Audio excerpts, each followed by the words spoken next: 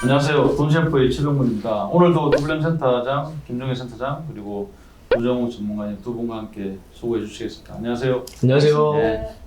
자, 앞편에 이어서 이제 이번에는 실제로 이제 우리가 영업 현장에서 뭐 법인 대표님들, 또 자산가분들 이 종신보험의 필요성에 대해서 실제로 느끼고 저희들한테 또 종신보험 가입까지 다 이제 원하시는 분들 이렇게 상담해 본 그런 케이스 가지고 좀 이렇게 얘기를 나눠보면 좋겠습니다. 네. 먼저 저희 이제 WM 센터에도 굉장히 이제 사례가 많은데요. 법인 대표님들 같은 경우는 어떻습니까? 어떤 니즈가 좀 있는 것 같아요? 일단은 사업을 하시다 보니까 이제 어느 정도 안정화가 되셨을 때에 이제 관심을 좀 많이 가지세요. 그래서 법인에서 좀 이렇게 자녀들이, 그러니까 자기에게 좀 어떻게 좀 혜택을 가져갈 수 있냐, 안쪽에서 이제 일단 관심을 두시는데, 제가 이제 상담한 사례 중에 좀 안타까운 사례가 있어서 사실 이거는 꼭 공유를 좀 하고 싶습니다. 네. 그래서 어떤 사례가 있었냐면, 이 부분을 좀 말씀드리기 전에 상속이 어떻게 되는지를 먼저 조금 말씀드려야 이해가 되실 수 있을 것 같아가지고, 일단 대표님께서 사망을 이제 하시게 된 사례예요. 사망을 하셨는데, 사망을 하게 되면은 상속의 우선순위가 이제 있습니다. 그래서 제일 1순위는 배우자와 자녀가 이제 상속 재산을 나눠 갖게 되는데, 그 대표님 같은 경우에는 자녀분이 없었어요. 없다 보니까 그럼 2순위로 이제 상속이 일어나게 됐고, 2순위는 배우자와 직계 존속으로 가는데, 만약에 직계 존속마저 없으면 그냥 배우자 단독 상속이 되는 거거든요. 그런데 이 사례 같은 경우에는 안타깝다고 하기 좀 그렇지만 어머님께서 살아계셨습니다. 물론 치매 진단을 받고서 성년 후견인 상태에 계시긴 하셨지만 어머님이 계셔서 상속이 어머님에게도 같이 일어나게 된 거였죠. 문제는 여기서 이제 일어나게 된 거예요. 어머님한테 상속이 일어나다 보니까 이 피상속인의 재산을 보니 법인을 2개를 운영하고 계셨고, 그게 이제 마트였었습니다. 마트, 유통마트. 그런데 그 유통마트의 그 부지, 대지는 개인 명의로 되어 있었고, 법인으로 이제 운영하시다 보니까 땅과 법인의 주식이 다 상속으로 넘어가게 된 거였죠. 그런데 통상 이 법인의 주식 가치는 비상장 법인은 액면가보다는 높게 평가가 되는 게 보통이에요. 그렇죠. 그러다 보니까 예를 들어 액면가 10,000원, 한 주당 10,000원으로 이제 그렇게 이제 주식 가치를 이렇게 보진 않고 세법에서 정하는 방법대로 계산하게 되면 이게 한 10배, 20배 이렇게 평가되다 보니까 상속세는 생각보다 많이 나오게 된 겁니다. 네. 그런데 문제는 어머님의 다른 자식들이 있었던 거죠. 죽은 자식보다는 다른 자식들이 그 재산에 상속세가 이만큼 많이 나왔네? 그러면서 상속 재산이 많아진 거에 대해서 이제 눈을 뜨게 되고, 조금이라도 더 어머님한테 상속을 많이 받게 하려고 소송이 들어가게 된 거예요. 그래서 제가 만났을 때는 벌써 대표님께서 이제 사망이 이제 있었었고, 이제 배우자분께서 이제 상속을 이제 받는 그 과정에서 만났었는데, 조금 더 일찍 만났었으면 저희가 그런 부분에 컨설팅을 해드렸고, 주식 가치도 좀 낮춰드리고, 그런 부분이 들어갔었을 텐데, 그게 조금 아쉬웠습니다. 좀 안타까운 케이스였고, 네네. 보통 이제 일반적인 경우는 어떻습니까? 미리 이제 그런 일이 일어나기 전에 네. 아까 방금 언급하신 대로 이제 비상장 주식에 대한 이제 가치 평가잖아요. 네네. 그거를 이제 너무 가치 높게 돼 있으면 좀 이렇게 낮출 필요도 있고, 그렇죠. 또는 하여튼 합리적으로 하여튼 준비를 해야 되는데 그 부분에 대해서 그래서 이제 법인에서 특히 이제 제일 많이 하시는 게 사실 종신보험을 좀 많이 하세요. 네. 그러면 일단 사망에 대해서 유족들이 또 상속세를 내기 위해서 좀 전에 말씀드렸던 그 피상속인의, 그러니까 전 대표님이죠. 현재 대표님 물려받으셨으니까 이분께서 상속세를 냈을 때 많이 고생하셨었거든요. 여기서 나눠보니까 상속세가 생각보다 많이 나와가지고 땅을 팔 수도 없고, 또 비상장 법인의 주식은 매매도 잘 안 되니까, 그래서 사실 물납 조건도 까다로워져가지고 이 물납이 좀 힘든 그런 상황에서 현금으로 만들어서 상속세를 내다 보니까 많이 고생을 하셨던 거죠. 그래서 대표님들이 많이 하시고, 또 본인에게도 좋은 게 사실 종신보험으로 법인에서 보험계약을 많이 하십니다.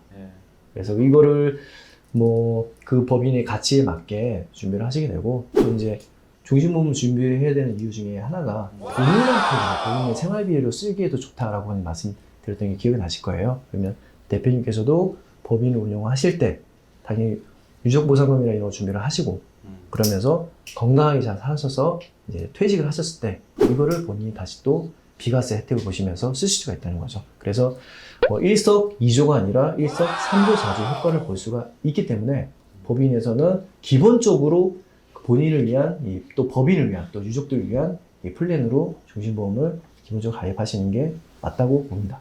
우리 우정우 전문가님은 어떻습니까? 이제 현장에서 고객분들 만나보시니까 종신보험을 이렇게 찾으시는 분들 또는 이제 내가 소개를 했을 때 그 부분에 대해서 정확히 이해하시고 아 진짜 필요하다라고 이렇게 느끼시는 부분들이 어떤 점들이었습니까? 네, 현장에서 고객분들 만나보면은 특히나 이제 부모님들께서 돌아가시고 상속세를 많이 납부를 해보신 분들은 필요성을 많이 느끼시거든요. 또는 상속세를 많이 납부를 했지만 절세 전략이 있다라는 걸 모르고 계시는 분도 계시고요. 그런 절세 전략이 있다 할 때는 궁금해하세요. 이미 상속세를 많이 납부를 해보셨기 때문에. 네.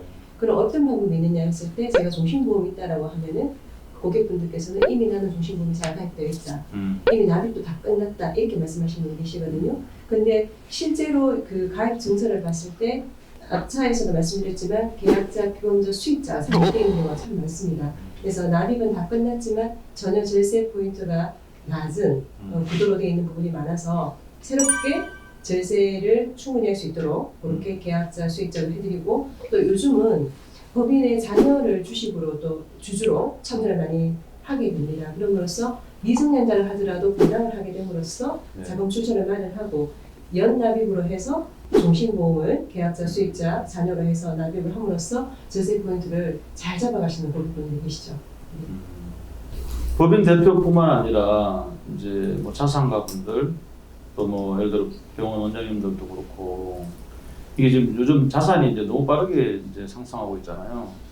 그런 부분에 대해서 자녀들이 과연 이게 상속을 받을 때 온전하게 세금을 준비한 상태에서 상속을 받을 건지 그런 고민들을 실제로 좀 많이 하고 있지 않습니까? 맞습니다. 요즘 기사에도 많이 나오지만 100억 자산이 있다 할 때 세금을 30억 정도 내야 된다는 부분을 많은 분들이 알고 계시거든요.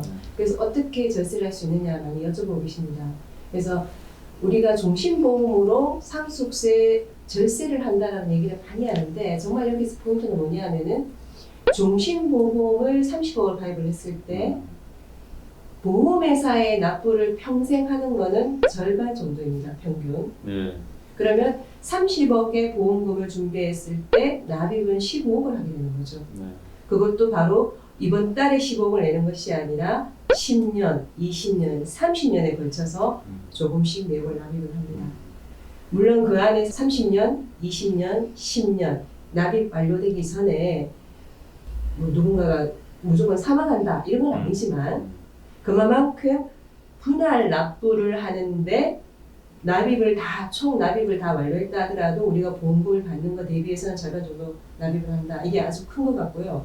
거기에 덧붙여서 계약자, 수익자를 어떻게 하느냐에 따라서 전체 30억, 보험금을 수령받은 금액 30억 또는 50억 또는 100억을 피상속인이 돌아가셨을 때 상속자산 포함에 전혀 되지 않는 경우도 있기 때문에 그러면은 30억 보험금을 수령받았을 때 상속자산에 아예 30억 자체가 빠집니다. 그래서 그 부분이 굉장히 크기 때문에 금융상품, 즉 예금이나 주식으로 준비하는 것보다는 종신보험을 활용하시는 게 좋고 그 다음에 계약자, 수익자, 피보험자 이런 정함이 잘 되어 있어야 된다고 생각합니다. 그래서 이제 그 먼저 편에서 언급한 종신보험 뭐 고액으로 주계약을 50억, 100억 또는 해외 사례를 보면 아까 뭐 2억 달러 지금 뭐 사망시 2,400억 나오는 어마어마한 금액인데요. 준비하는 이유가 다 있을 것 같습니다. 맞습니다. 종신보험으로 보험금을 타서 상속세를 이제 내는 이런 이제 준비하는 이유들이 다 있을 것 같고 부동산 중심으로 한 자산 가치 상승이 결국 각종 세금의 상승을 불러왔고 특히 부동산을 대부분 자산으로 갖고 있기 때문에 또 이제 고령화 사회지 않습니까? 그러면 자산 가치가 계속 뛴다는 얘기죠. 그랬을 때 이제 상속세를 가장 걱정할 수밖에 없는데 상속세에 대한 어떤 재원 마련에 대한 합리적인 준비가 반드시 있어야 될 것 같고 이제 이번 저희들이 두 분과 함께 여러 편에 나와서 찍은 내용들이 다 이런 이제 내용들입니다. 어떻게 하면 좀 합리적으로 준비할 수 있을까?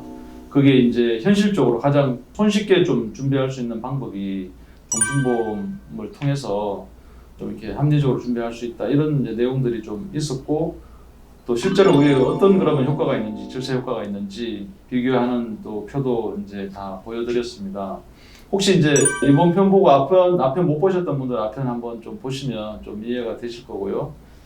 그동안 요 이제 이번 편을 들으신다고 감사드리고요. 다음 편에 또 더욱더 유익한 방송으로 찾아뵙도록 하겠습니다. 두 분 수고하셨습니다. 수고하셨습니다. 감사합니다.